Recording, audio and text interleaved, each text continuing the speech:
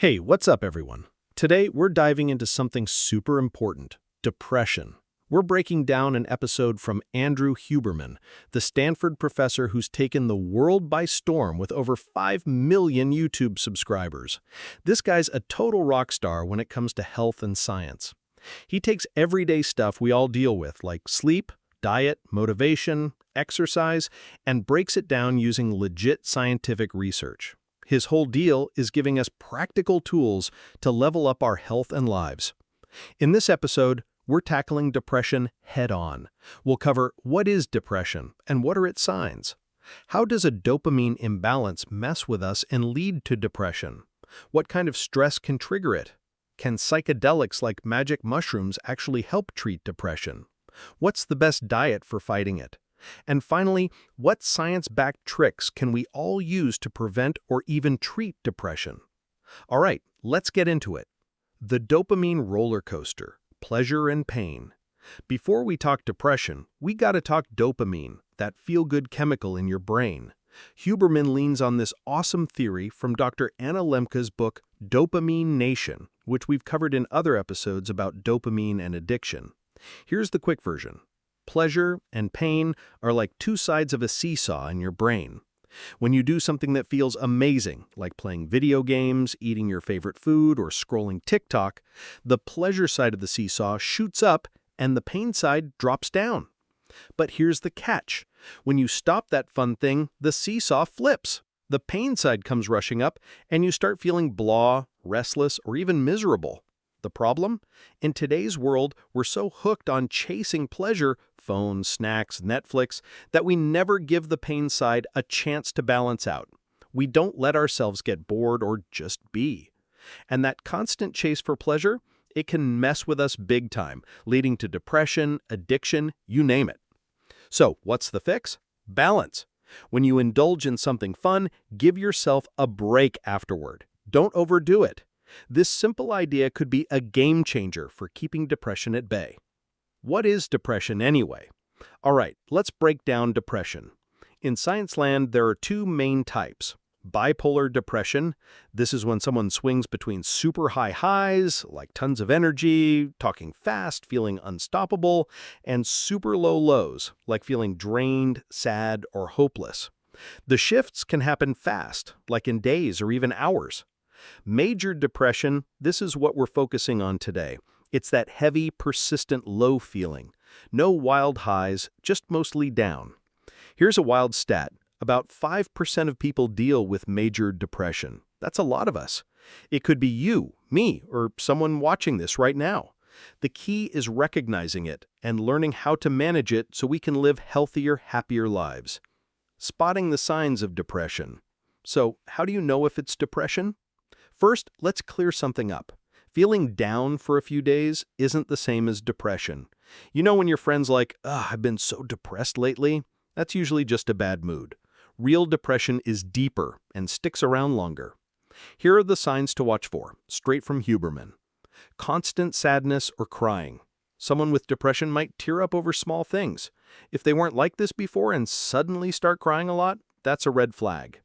No joy in anything. This is called anhedonia, fancy word, I know. It's when stuff that used to make you happy, like food, hanging with friends, or working out, just doesn't anymore. You're like, nothing feels good. Guilt and self-blame. People with depression often dwell on the past, beating themselves up over mistakes or feeling guilty for things they can't change. Negative self-talk. This is what Huberman calls anti-self-confabulation. Basically, you make up stories about how awful you are. For example, someone might be recovering from an injury and doing great, but they're convinced they're failing because they're not perfect. Their brain ignores the good stuff and focuses on the bad. Low energy and fatigue. Always tired even after rest. Sleep's often messed up too, like waking up at 3 a.m. and not being able to fall back asleep. Loss of appetite. Food just doesn't seem appealing, and there's no excitement about eating. High anxiety about the future, constant worry about falling behind, not being good enough, or failing in life. Big disclaimer, having a few of these doesn't automatically mean you're depressed. Depression needs to be diagnosed by a doctor. But if you're checking off several of these boxes, Don't brush it off. Talk to a professional. It could make a big difference. Stress and depression, the connection. Now, let's talk about how stress can lead to depression. We've got a whole episode on stress. Check it out. But here's the deal. Stress comes in 3 flavors based on how long it lasts. Short-term stress, like when you're nervous before a big presentation. It's quick, normal, and doesn't cause depression. Medium-term stress. Think studying for exams or working on a project for a month. Annoying, but usually not a depression trigger. Long-term stress. This is the dangerous one. Stuff like losing a loved one, a major financial hit, or battling addiction can cause stress that lingers for months or years. That's the kind that can push you toward depression. Here's a cool and kind of scary fact. There's a gene called HTTPR that some people have. If you've got this gene and go through long-term stress, you're more likely to develop serious, long-lasting depression. So, if you've been stressed out for a while, don't wait. Talk to a doctor. It's a big step toward protecting your mental health. Science-backed ways to prevent and treat depression. All right, here's the good stuff. What can we actually do about depression? Huberman shares some practical, science-backed tools, and I'll throw in one obvious tip he doesn't mention but is super important. 1. Therapy, the obvious one. Huberman doesn't say this outright, probably because it's a no-brainer. But if you're struggling with depression, see a therapist or psychiatrist. Talking to a pro can help you understand yourself better and tackle those tough feelings. It's the first step for a reason. 2. Reduce brain inflammation. Huberman talks about something called brain inflammation. Yep, your brain can get inflamed just like a scraped knee. Long-term stress can cause this, and too much inflammation is linked to depression. How do we fight it? Omega-3 fatty acids. These are essential fats, especially when called EPA, found in fish, fish oil, and omega-3 supplements. Huberman says he takes 1,000 milligrams of EPA daily to keep his brain healthy. It can reduce inflammation, lower anxiety, and help with depression. Check which foods or supplements have EPA. It's a must-have for your body. Exercise. Cardio, baby. Specifically Zone 2 cardio. This is exercise where your heart rate's up, but you can still talk without gasping for air, like brisk walking, jogging, swimming, or cycling.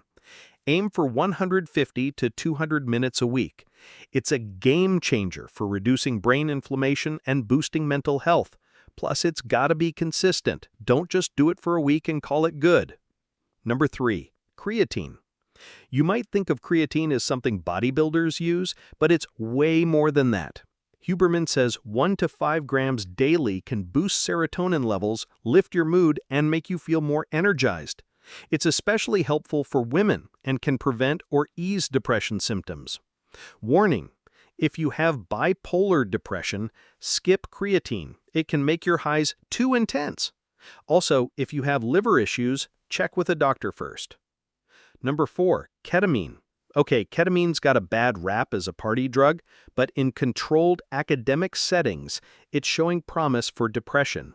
It works by separating your emotions from your experiences, which can quiet that negative self-talk we mentioned earlier. It also helps your brain build new neural pathways, changing how you see the world. Big note, this is not about grabbing ketamine off the street. It's only safe in medical settings with precise doses and supervision. Don't try this at home. And number 5, psychedelics, magic mushrooms. Psychedelics like psilocybin, found in magic mushrooms, are a hot topic in science right now. In controlled studies, high doses of psilocybin, called macrodosing, can seriously shake up your brain's wiring. People with depression who try this in academic settings often report a new perspective on life, which can help ease their symptoms. Studies show 50 to 70% of people see major improvements. But again, this is not DIY stuff. It's done with experts, controlled doses, and support to avoid bad trips. If you're curious, read up on it, but don't go rogue. And number 6, diet. Keto. Huberman says the ketogenic diet, high in protein and healthy fats, low in carbs, can help with depression, especially for people who haven't had luck with other treatments. It's not a cure-all, though. Diet alone won't fix depression, but it can be a solid piece of the puzzle alongside therapy, exercise, and other tools. Wrapping it up, let's recap the big points. Pleasure-pain balance. Anna Lemke's seesaw theory says we need to balance fun with downtime to avoid depression. Depression signs: sadness, no joy, guilt, negative self-talk, fatigue, low appetite, and anxiety. See a doctor if you've got several of these. Stress. Long-term stress is a major depression trigger, especially if you've got that HTTPR gene. Tools: therapy, omega-3s, also called EPA, zone 2 cardio, creatine, ketamine in medical settings, and a keto diet can all help prevent or treat depression. Thanks so much for watching this far.